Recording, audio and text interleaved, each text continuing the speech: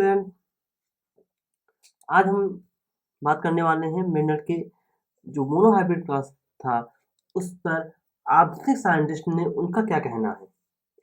पिछले लेक्चर हमने क्या बात की थी, लॉ डोमिनेंस एंड रिसेसिव के बारे में। लॉ ऑफ डोमिनेंस जिसे कहा गया, कॉलेज ने बाद में दिया था। लॉ ऑफ सेग्रीगेशन, ये सब को हमने सीख लिया था। मोनोहाइब्रिड क्लास के तहत ही सारे रूल आए थे। अब इस मेथड के अनुसार जो आधुनिक साइंटिस्ट थे उन्होंने संकेत, जो उनके संकेत थे वो अलग लिए। जैसे मैंने कैपिटल टी लॉन्ग क्लास के लिए था, इन्होंने कुछ अलग लिया था। मैंने आपको बताया भी, थोड़ा कुछ नॉलेज आपको दिया था, लेकिन इसमें थोड़ा डिफरेंट है। उसके बाद हम सीखते हैं तो चौखाने का नियम, पुनेट स्क्वायर का जो आपको चौखाने का नियम था, ये भी मैंने आपको डिस्कस करके बता चुका हूँ। तो देखो इसमें क्या करना है, जैसे कि आधुनिक संकेताक्षर क्या है, मोनोहाइब्रिड क्लास। अब बात करें हम मोनोहाइब्रिड क्लास की, मोनोहाइब्रिड क्रॉस जिसमें मेंडल ने लिया था एक, अगर आप एक गुण संकर की बात करो जिसमें मेंडल ने टाल प्लांट लिया था, ठीक है। दूसरा क्या लिया था, डार्फ प्लांट, ठीक। मेंडल क्या करता था, टाल प्लांट का ये आपका डोमिनेंट था, तो डोमिनेंट जो पहले कैपिटल लेटर था उसको उठा के इसके डोमिनेंट कैपिटल टी और जो आपका रिसेसिव था उसमें स्मॉल टी कर देता था। लेकिन इन्होंने क्या किया पता है, इन्होंने क्या किया, इन्होंने आधुनिक साइंटिस्टों ने रिसेसिव वाले कैरेक्टर को उठाया। ये कौन सा, रिसेसिव यानी ऑब्जर्वेबल कैरेक्टर वाला है, कैरेक्टर को उठाया, उसका पहले लेटर यूज किया, पहले लेटर को कैपिटल लेटर यहाँ पर दे दिया डोमिनेंट वाले को, स्मॉल लेटर दे दिया रिसेसिव वाले को। देखिए कौन सा है, डोमिनेंट।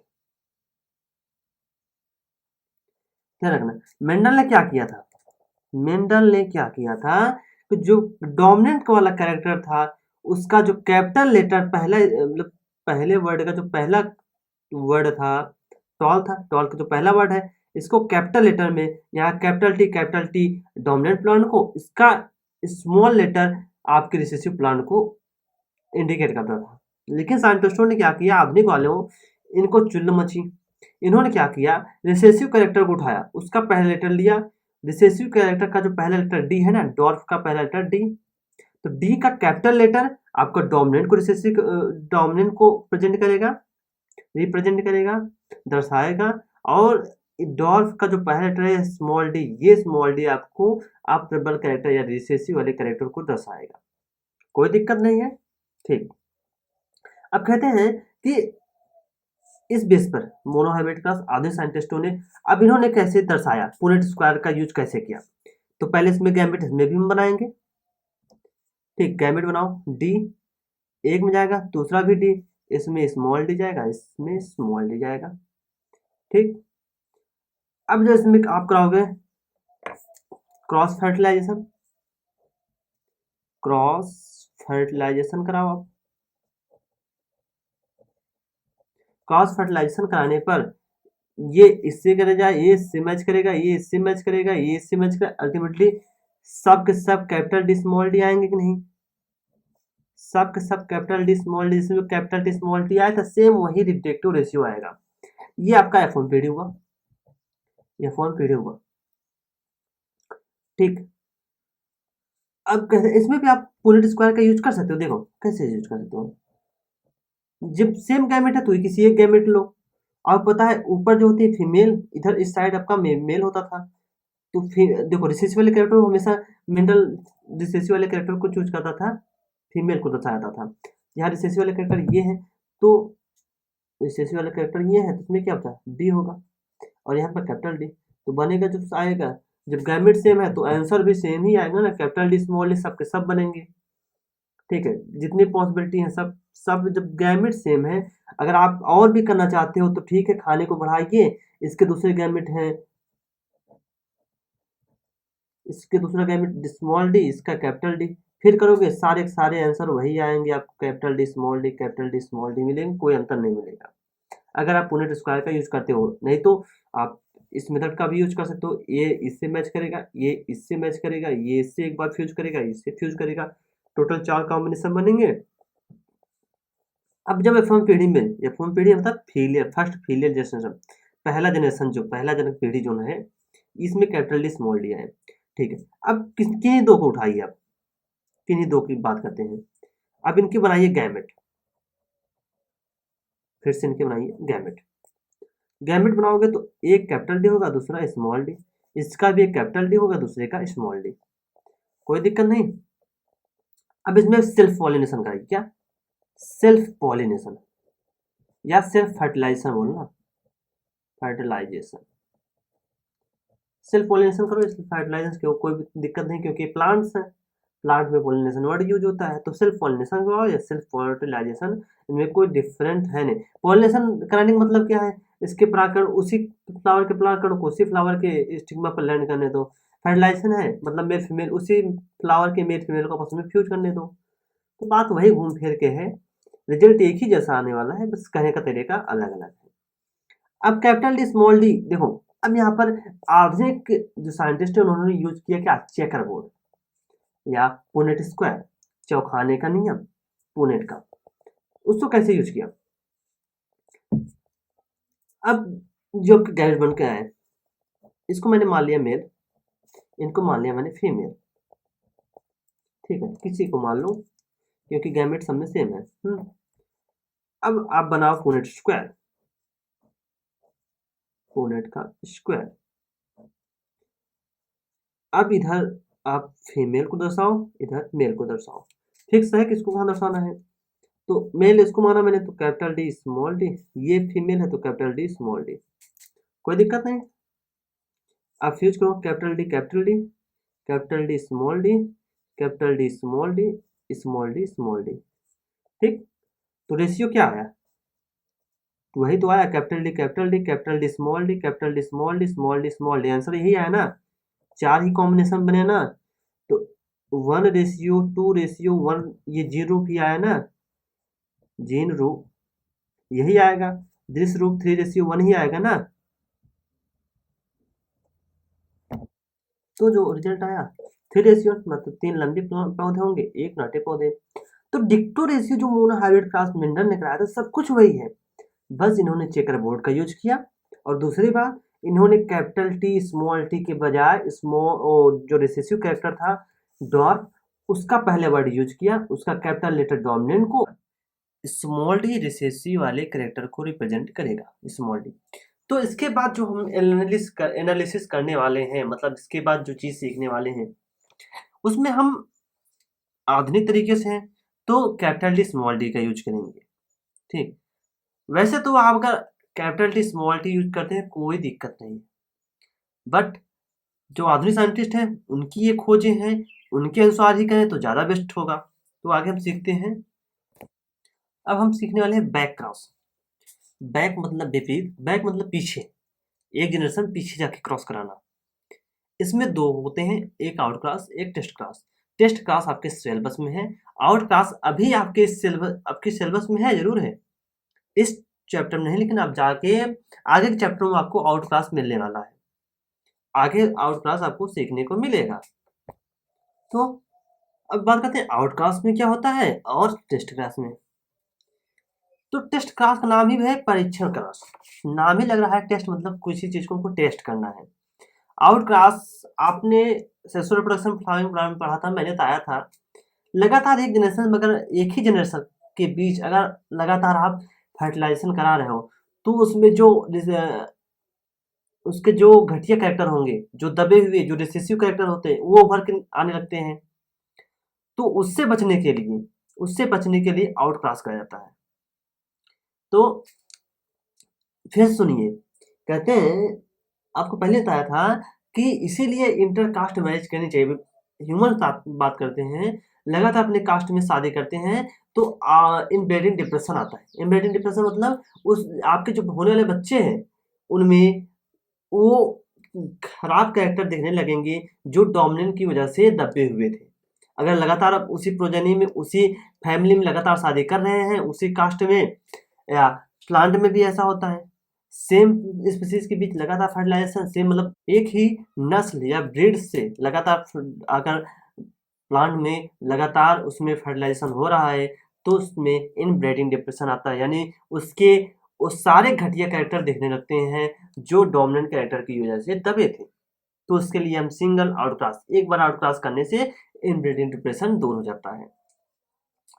तो बात करते हैं इसमें आउटक्लास में हमको कराना पड़ता है डोमिनेंस। एक इसमें भी एक पीढ़ी पीछे जाकर, एक पीढ़ी मतलब अगर आप F2 जनरेशन में है तो आपके F1 जनरेशन वाले डोमिनेंट से क्रॉस कराना होगा। तो इसमें क्या करें, डोमिनेंट से क्रॉस, डोमिनेंट से आपको क्रॉस कराना पड़ेगा। और इसमें आपको रिसेसिव से क्रॉस कराना पड़ेगा, रिसेसिव से क्रॉस, रिसेसिव क्रॉस यानी क्रॉस फर्टिलाइजेशन, रिसेसिव से क्रॉस फर्टिलाइजेशन आपको कराना होगा। ठीक, यानी अभी आप मतलब आगे जाके हम आपको पूरा मेथड बताएंगे कैसे इसमें क्रॉस फर्टिलाइजेशन कराता है। तो बस आपको इतना जानना है, इसमें डोमिनेंस होता है, इसमें रेसेसिस होता है। ठीक, अब इसमें रिजल्ट में होता है, रिजल्ट के बाद होता है जितने भी प्रोजेनी निकलेंगे, रिजल्ट मतलब जब क्रॉस कराने के बाद जितने भी प्रोजेनी निकलेंगे सब ऑल इंडिविजुअल, जितने भी इंडिविजुअल मिलेंगे, जितने भी व्यक्ति मिलेंगे, ऑल इंडिविजुअल आपके डोमिनेंट वाले होंगे, ऑल इंडिविजुअल डोमिनेंट वाले मिलेंगे। ठीक है, रिजल्ट में। और इसमें आपको रेशियो कुछ और ही तरीके से मिलेगा, क्योंकि इसमें दो कंडीशन होती हैं। तो हम आपको एक एक करके दिखाते हैं। पहले तो हम सीखते हैं आउटक्लास के बारे में। तो हम बात करते हैं अभी सिर्फ आउटक्लास के बारे में। अभी सिर्फ हम किसके बारे में बात कर रहे हैं, आउटक्लास। टेस्ट क्लास के बारे में बात करेंगे।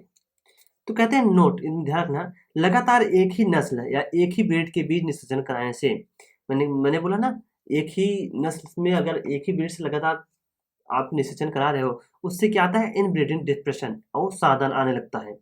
इनब्रीडिंग डिप्रेशन से क्या होता है, पौधों की जनन क्षमता और उत्पादकता, यानी अब जो पौधे बन रहे हैं उनकी फर्टिलाइजेशन कैपेसिटी, उनकी फर्टिलाइजेशन की कैपेसिटी घटने लगती है, उत्पादन घटने लगता है।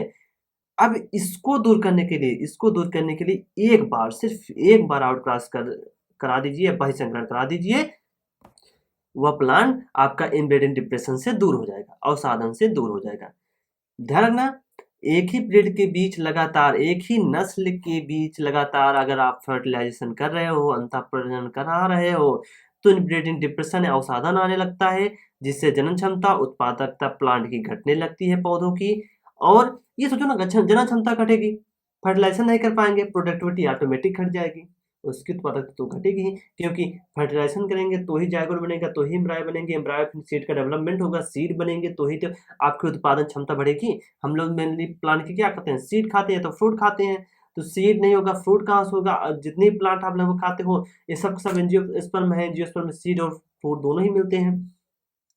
तो ये सब चीज़ नहीं मिलेंगे तो उत्पादकता तो घटेगी। उसको दूर करने के लिए एक बार आउटक्रॉस कर दीजिए। आउटक्रॉस को की मेथड को सीखते हैं। अभी आपने जब देखा था F1 पीढ़ी में, F1 पीढ़ी में आप कैपिटल डी हाइब्रिड वाला है, उसको ले जाकर आप पीछे वाले जनरेशन के टाल वाले मतलब डोमिनेंट वाले से क्रॉस कराना है। रिसेसिव वाले से मत कराना, रिसेसिव वाले से आपने क्रॉस किया तो टेस्ट क्लास हो जाएगा। टेस्ट क्लास हमको सीखना भी है। तो अब जो यहाँ पर रिजल्ट आया उसको आप उसके पहले वाली पीढ़ी, यानी जो आपका डोमिनेंट वाला पीढ़ी है, उससे ले जाके आप क्रॉस कर दीजिए, तो आप इनब्रीडिंग डिप्रेशन से बच जाएंगे। देखते हैं। तो क्या किया मैंने, ये आपका डोमिनेंट वाला है जो पीछे पीढ़ी से आपको मिला, पीछे के पीढ़ी से, ठीक है, पीछे की पीढ़ी से डोमिनेंट वाला मैंने उठाया, और जो आपके इस पीढ़ी में जो कैपिटल डी स्मॉल डी वाले मिले, उनको हमने क्या रख दिया, क्रॉस करा दिया। तो capital D capital D, capital D small D, capital D capital D, capital D small D, यानी पर यहाँ पर जो मिला आपको कैपिटल डी वाले मिले 2, ठीक है, और कैपिटल डी स्मॉल डी वाले 2 मिले, यानी 2:2, यानी एक्चुअली 1:1। किसका आया, डोमिनेंट वाले का ही तो है। 1:1 क्या है, जीन रूप है, जीनोटाइप। जीन रूप। और अगर दृश्य रूप देखेंगे 4:0, ये आपका दृश्य रूप होगा। और चार के चारों कैसे हैं? आल, सभी, लंबे वाले पौधे। अब देखो, आपको चीज दिखा कि नहीं? अब तक इसमें जब प्रोजाइनी में देखा आपने कि जो रिसेसिव वाले कैरेक्टर स्मॉल डी वाले भी दिख रहे थे, लेकिन उसको दूर करने के लिए मैंने capital D small D hybrid वाले को उठाकर उसे डोमिनेंट से क्रॉस करा दिया। डोमिनेंट से क्रॉस करने के बाद सब के सब आपको लंबे पौधे मिलने लगे। एम्बेडेड डिप्रेशन हट गया कि नहीं? सब के सब किसे मिले? लंबे पौधे। जीरो टाइप में देखोगे तो भी आपको कैपिटल डी स्मॉल डी यानी 1:1 मिला। लेकिन वो भी कैसे हैं? सब के सब कैसे हैं? लंबे वाले ही तो हैं। अब यहाँ से देखो, इसमें जो स्मॉल डी दिख रहा था, अब स्मॉल डी हमको नहीं मिल रहा। सब के सब कैसे मिले? सब के सब हमको लंबे पौधे वाले मिले। ये आपका था back cross, sorry out cross. Back cross में भी आउट क्रॉस। ये था आपका आउट क्रॉस बाय फिर से किए। आउट क्रॉस में हमको डोमिनेंट से क्रॉस कराना है। पिछले की पीढ़ी में जो डोमिनेंट वाला उससे क्रॉस कराओ फर्टिलाइजेशन को। जितने इंडिविजुअल सबके हमको डोमिनेंट मिलेंगे। उसके बाद डोमिनेंट मतलब लंबे वाले मिलेंगे। रिजल्ट में हमने देखा आउट क्रॉस में मैंने क्या किया, ब्रीडिंग डिप्रेशन आता है लगातार एक पीढ़ी ब्रीड कराने पर, फर्टिलाइजेशन कराने पर। उससे बचने के लिए हमने डोमिनेंट से क्रॉस करा दिया। डोमिनेंट ये कैपिटल डी डोमिनेंट वाला है, ठीक है। डोमिनेंट वाला plan A capital D small D आपका हाइब्रिड जो रिसेसिव कैरेक्टर के लिए जिम्मेदार था। इसके बाद धीरे धीरे रिसेसिव कैरेक्टर, इससे ही तो रिसेसिव कैरेक्टर आपके निकल के आ रहे थे, स्मॉल डी।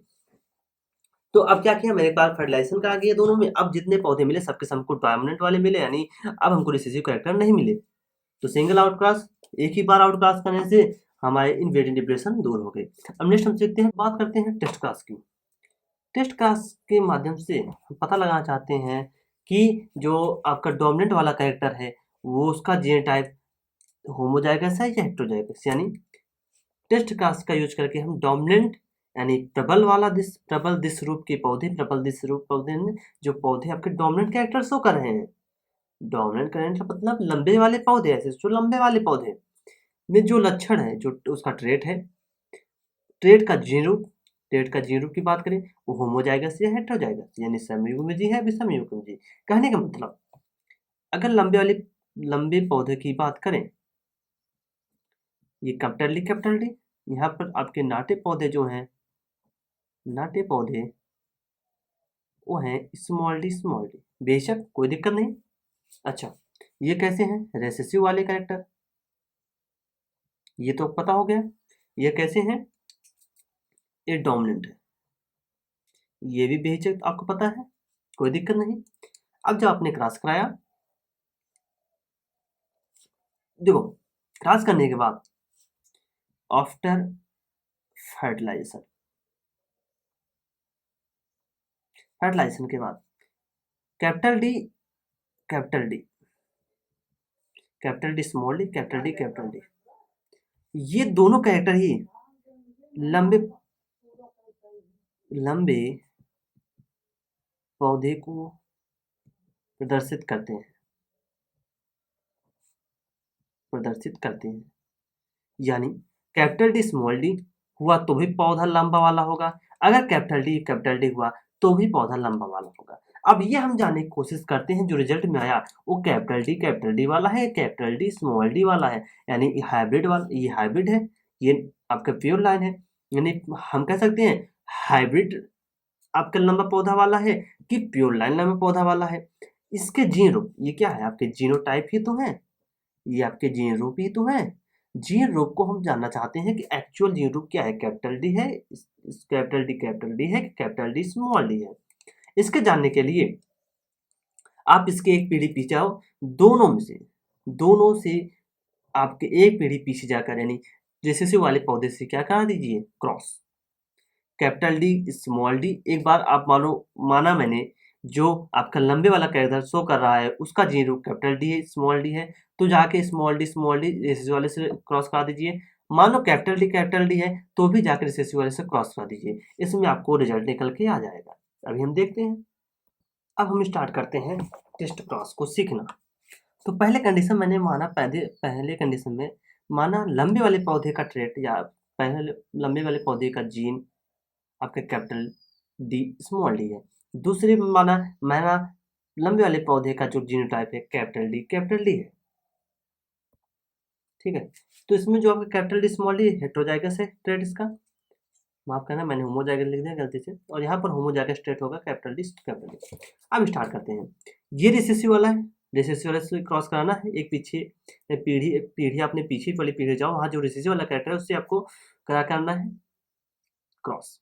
रिसेसिव वाला क्रॉस छोड़ने की रीजन है क्योंकि रिसेसिव वाला पता है, रिसेसिव वाला लक्षण तभी दिखेगा जब वो होमोजाइगस कंडीशन होगा। होमोजाइगस मतलब रिसेसिव वाला कैरेक्टर कैसा होता है, दबा हुआ होता है। अगर रिसेसिव वाला कैरेक्टर क्या है, स्मॉल डी होगा तभी रिसेसिव वाला कैरेक्टर दिखेगा।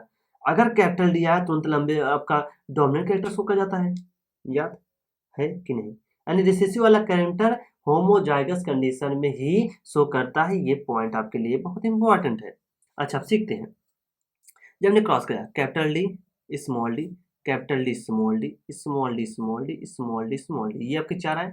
इसमें देखते हैं, ये होगा कैपिटल डी स्मॉल डी, ये होगा कैपिटल डी स्मॉल डी, ये होगा कैपिटल डी स्मॉल डी, ये होगा कैपिटल डी स्मॉल डी। यानी इसमें देखो जीन रूप सब सेम है। अगर इसकी बात करें जीनो टाइप या जीन रूप और बात करें फिनोटाइप, ठीक, जीनोटाइप की बात करें 4:0 और फिनोटाइप भी 4:0 यहाँ पर। लेकिन यहाँ पर बात करें जीनोटाइप और फिनोटाइप, जीन रूप और फिन मतलब दिस रूप। जीनोटाइप की बात करें capital D capital D capital D small D capital D small D small D small D, यानी 1:1 आया।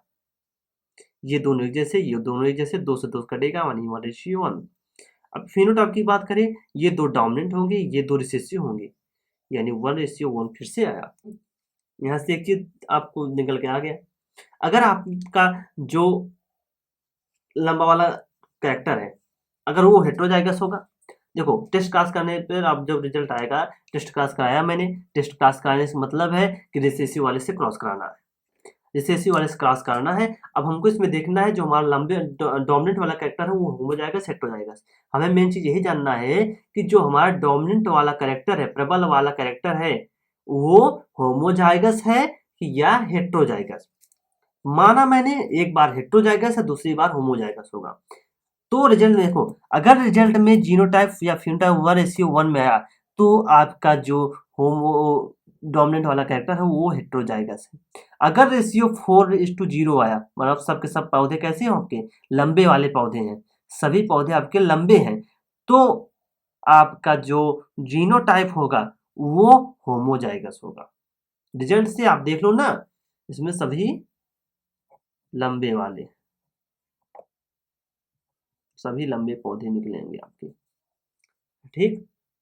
और इसमें आपके 50% पौधे टाल हुए, 50% पौधे आपके डॉर्फ हुए। इसमें तो 100% आपके पौधे कब हुए, लंबे। अगर 100% पौधे आपके लंबे आ रहे हो तो मतलब वो आपका होमोजाइगस कंडीशन है, लंबे वाला पौधे का जो जीन रूप है वो होमोजाइगस होगा। अगर 50% आया टॉलनेस और 50% डॉर्फनेस, इसका मतलब 100% है आपका जो हेट्रो डोमिनेंट वाला जीनोटाइप है वो हेटेरोजाइगस होगा, ठीक। यहाँ से रिजल्ट आपका निकल के आ गया। फिर से एक बार फिर से इत्मीनान से इसको आसानी से सीखो, चीजें आपको जाननी होंगी। टेस्ट क्रॉस में हमें देखना है आपका जो डोमिनेंट वाला कैरेक्टर है उसका जीनोटाइप हमको देखना है, वो होमोजाइगस है हेटेरोजाइगस, मेरा मेन मुद्दा यही है, ठीक है। अब उसको जानने के लिए हमने लिया आपका F1 रिलेशन में जो आपका रिजल्ट निकल के आया, F1 रिलेशन में जो रिजल्ट निकल के आया उसको मैंने लिया, ठीक है, कैपिटल डी स्मॉल डी। और दूसरा आपका हो सकता है लंबे पौधे के लिए कैपिटल डी, दो ही कंडीशन हो सकते हैं लंबे वाले पौधे के लिए, तो कैपिटल डी स्मॉल डी होगा या कैपिटल डी होमोजाइगस होगा या तो capital D small D heterozygous है। ये तुमको जानना है कि पौधा आपका जो लंबे वाला पौधा है वो होमोजाइगस है हेटेरोजाइगस, यही तुमको टेस्ट करना है। अब उसके बाद हमने करा दिया उसे रेसिसिव से क्रॉस, डोमिनेंट से क्रॉस नहीं कराएंगे, अगर डोमिनेंट से क्रॉस करा दिया तो वो तो निकल के जाएगा आपका बैक क्रॉस, तो डोमिनेंट से क्रॉस कराना होगा। डोमिनेंट से क्रॉस करने के लिए हमारे पास दो कंडीशन, ये तो आपका जो लंबे वाला पौधा है उसका जीनोटाइप या तो हेटेरोजाइगस होगा या तो होमोजाइगस हो। हेटेरोजाइगस जब हमने रेसेसिव से क्रॉस कराया तो उसमें जीनोटाइप फिनोटाइप रेशियो 1 निकला, यानी जैसे 50% पौधे टॉल आए, 50% डॉर्फ। अगर रिजल्ट में 50% टॉल और 50% डॉर्फ रेशियो आ रहा है तो मतलब जीनोटाइप का जो पौधा है वो हेटेरोजाइगस में है। अगर यहाँ पर जब रिसेसिव से क्रॉस कराया होमोजाइगस आया तो रिजल्ट निकल के आया सभी सभी पौधे आपके लंबे निकले। यानी एक चीज यहाँ से फिक्स होता हुआ, अगर आपके पौधे रिजल्ट में सभी लंबे आते हैं, 100% लंबे पौधे आते हैं, यानी आपने जो जीनोटाइप उठाया था डोमिनेंट वाले कैरेक्टर का, लंबे पौधे वाले कैरेक्टर का, वो कैसा है? होमोजाइगस। तो कंफ्यूजन नहीं है, क्लियर। अब एक व्यू देते हैं कि कब बैक क्रॉस होगा, कब आपका बैक क्रॉस में कब टेस्ट क्रॉस होगा, कब आउट क्रॉस। ये कैपिटल डी हम चुनेंगे क्योंकि हमने कैपिटल डी दिया है, और यहाँ पर स्मॉल डी। ये कैसा हुआ? डोमिनेंट। ये कैसा हुआ? रेसेसिव मतलब अप्रबल, डोमिनेंट मतलब प्रबल। मैंने पहले आपको बताया था मेरे लेक्चर में, डोमिनेंट रेसेसिव मैं हर जगह यूज करूंगा, प्रबल प्रबल यूज नहीं करूंगा। डोमिनेंट रेसेसिव सुनने में भी अच्छा लगता है और आपको यूज करने में भी ठीक रहेगा, ठीक है। तो अब क्या कराया मैंने, मेरा जो पौधा आया कैपिटल डी स्मॉल डी, ये हाइब्रिड वाला निकल के आया, ठीक। अब इस हाइब्रिड वाले पौधे को अगर मैंने रिसेसिव से क्रॉस करा दिया तो ये आपका टेस्ट क्रॉस हो जाएगा। अगर इसको मैंने करा दिया डोमिनेंट वाले क्रॉस तो ये आपका आउट क्रॉस हो जाएगा, ठीक, कोई दिक्कत नहीं। इसको अगर कैपिटल डी स्मॉल डी, जो आपको F1 जनरेशन जो रिजल्ट निकला, ये F1 जनरेशन का रिजल्ट, इसको मैंने क्रॉस करा दिया रिसेसिव वाले से, दैट इज टेस्ट क्रॉस। अगर F1 जनरेशन जो कैपिटल डी स्मॉल डी आया, इसको मैंने क्रॉस करा दिया डोमिनेंट वाले से, ये आपका आउट क्रॉस हो गया, ठीक। आउट क्रॉस में इनब्रीडिंग डिप्रेशन को दूर करना था, इसलिए हमने डोमिनेंट वाले से क्रॉस कराया। इनब्रीडिंग डिप्रेशन यानी आपकी जो रिसेसिव वाले कैरेक्टर थे वो दिखने लगे थे, उनको हटाने के लिए डोमिनेंट से क्रॉस करा दीजिए। और दूसरी बार हमको देखना क्या है, हमको जीनोटाइप देखना है डोमिनेंट वाले का, तो आप रिसेसिव वाले से क्रॉस करा दीजिए। यहाँ पर आप चीज देखना, रेसेसिव कैरेक्टर जो होते हैं, रेसेसिव कैरेक्टर, रेसेसिव वाली बात करें, जैसे छोटे नाटे पौधे हैं, मोनो हाइब्रिड की बात करें तो एक ही एग्जाम्पल लो बार बार, क्योंकि बार बार अलग अलग एग्जाम्पल लोगे तो आपको कंफ्यूजन ज़्यादा होगा। एक ही एग्जाम्पल के साथ खेलोगे तो आपको अच्छा लगने लगे, धीरे धीरे आप उसकी आदत जब एडिक्ट हो जाएंगे तो आपको प्रॉब्लम नहीं होगी। नाटे वाले पौधे यानी स्मॉल डी, कोई दिक्कत नहीं है। ध्यान रखना, जो नाटे वाला पौधे होता है ये तभी दिखेगा, तो कहते हैं नाटे पौधे का ये रेसेसिव वाला कैरेक्टर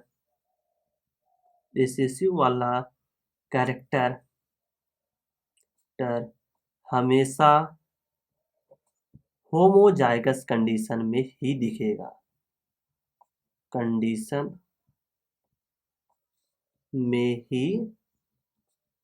दिखेगा, यानी अगर आपको रिसेसिव वाला कैरेक्टर को शो कराना है तो उसका होमोजाइगस कंडीशन लीजिए। होमोजाइगस मतलब समयुग्मजी मतलब ये स्मॉल डी कैसा है? होमोजाइगस ही है। तो होमोजाइगस मतलब एक समान के आपकी जो इसके ट्रेट हो, जीनोटाइप हो, उससे एक समान के हो, होमोजाइगस। No confusion. यानी रिसेसिव वाला कैरेक्टर तभी दिखेगा, तभी शो करेगा जब वो अपनी होमोजाइगस कंडीशन में होगा। रिसेसिव वाले कैरेक्टर को अपना कैरेक्टर शो करने के लिए उसे होमोजाइगस कंडीशन में होना अत्यंत जरूरी है। अगर वो हेटेरोजाइगस कंडीशन में हुआ तो वो दब जाएगा, उसके अपोजिट जो डोमिनेंट वाला कैरेक्टर हो वो दिख जाएगा। यही तो है लॉ ऑफ डोमिनेंस, ठीक। यहाँ से खत्म होता हुआ मेंडल जो आधुनिक वैज्ञानिक थे, मेंडल के वर्क पर, मंडल के मोनोहाइब्रिड क्रॉस पर जो उन्होंने अपनी कुछ नए उन्होंने अपने आविष्कार किए, जैसे कि आविष्कार मतलब जैसे कि उन्होंने बैक क्रॉस दिखाया, टेस्ट क्रॉस, ये सब मेंडल के ही रिजल्ट भी बेस्ट थे। लेकिन आधुनिक साइंटिस्टों ने चेकर बोर्ड का यूज किया, पहला। दूसरा, उन्होंने नए संकेताक्षरों का यूज किया, नए सिंबल्स का यूज किया। मेंडल ने कैपिटल स्मॉल टी लिया था, इन्होंने कैपिटल डी स्मॉल डी ले लिया। अब बात करते हैं नेक्स्ट, इनकम्प्लीट डोमिनेंस। ये भी आधुनिक साइंटिस्टों का मानना था। इनकम्प्लीट डोमिनेंस के बारे में मेंडल ने कोई भी जानकारी नहीं दी थी। तो इनकम्प्लीट डोमिनेंस को हम नेक्स्ट लेक्चर में सीखेंगे, नेक्स्ट लेक्चर में इस पे बात करेंगे और उस पर फोकस करेंगे, तो वहाँ पर अच्छे से सीखेंगे भी, ठीक। इसमें हमने जो सीखा इसका नोट्स मैं डिस्क्रिप्शन बॉक्स में दे दूंगा, तो डिस्क्रिप्शन में आप मेरे जाइएगा, वीडियो के नीचे डिस्क्रिप्शन में वहाँ पर नोट्स दिया गया होगा, नोट्स पे क्लिक कीजिए, उसका लिंक होगा, वहाँ से आपको इसका नोट्स दिख जाएगा, आप उसे डाउनलोड कर लीजिएगा। और इसके बाद हम देखते हैं नेक्स्ट नेक्स्ट टॉपिक में क्या होगा हमारा, इनकम्प्लीट डोमिनेंस। तो नेक्स्ट टॉपिक में हम सीखेंगे अपूर्ण प्रभाविता। थैंक यू, धन्यवाद।